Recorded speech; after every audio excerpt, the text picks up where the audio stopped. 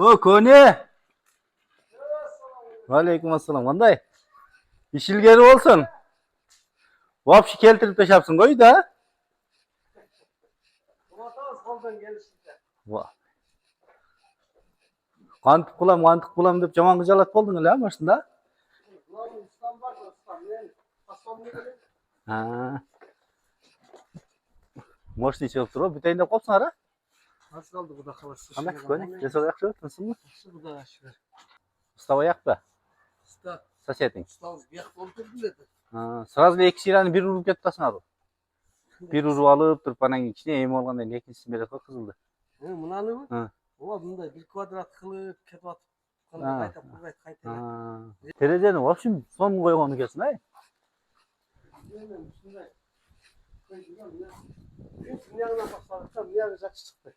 Ha, bu yaktan başladın abi hiç. Tamam. Arkasından mı kattın bunlar mı? Hop polni. Kvadrat'ta. Bunlar ya geltirirsin. Hocam ortaya koyduran koysun lan. Ustamız var dedi de. Ha. Onları kalka geldi. Ha.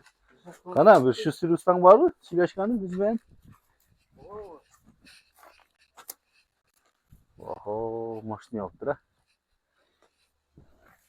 Dünyanın bir çığı qarab koyup otasın mı?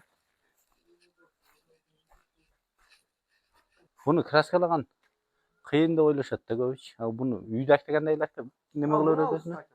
Ha? Üydek degende eyle kılıp koysun da. Size çabatam var Ha. ya. Assalamu alaykum. Qanday sekin? Nereye Süйлөшпөйбүз да. Qanday xatırlığınlar, kıynamadınız mı depçi.